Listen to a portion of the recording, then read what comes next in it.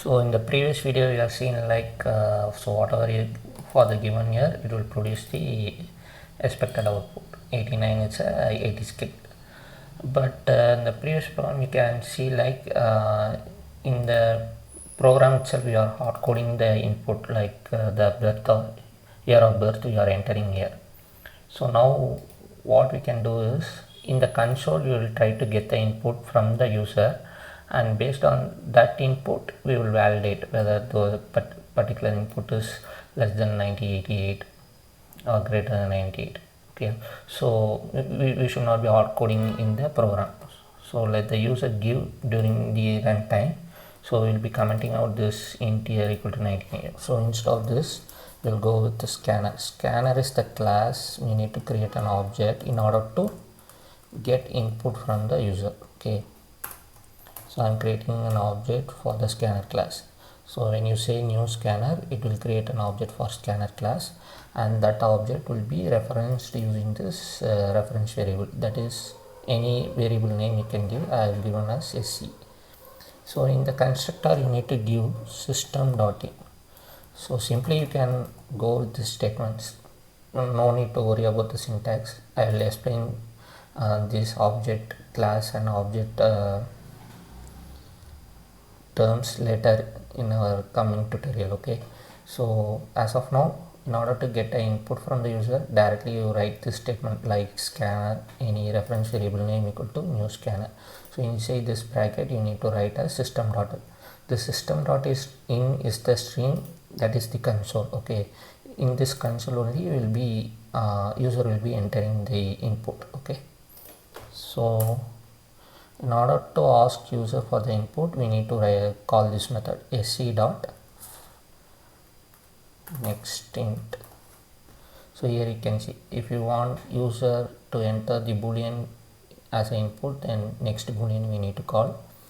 If you are expecting the decimal like float value from the user, then you need to call next float, but in our case we are expecting the integer, that is the year of birth, so we need to call the next int. Okay,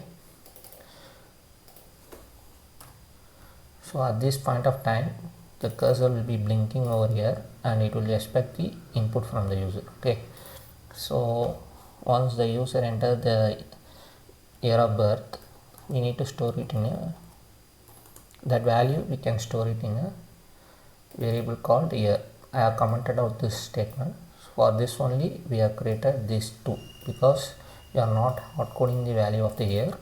Instead we are asking the user to enter the input in the console, and based on that input here we are again checking the conditions like this, whether that the given year is less than 1980 or not. Okay, now let's run this program.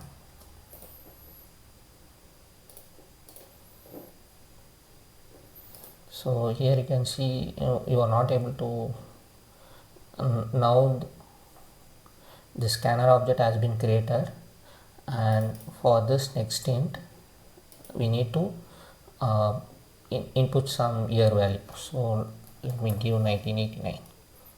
When I press enter, that 1989 the given input will be stored in the year, and this year will be 1989 now, and it will check for this condition. It is false, then it will go for this condition, it is true now, so it has to be a 80 scale. Okay, so now I'm getting the input from the user based on this method. Okay, so but when we run the program we are not sure, right? Running again this particular program, see now in the console we are not sure whether we need to enter or not.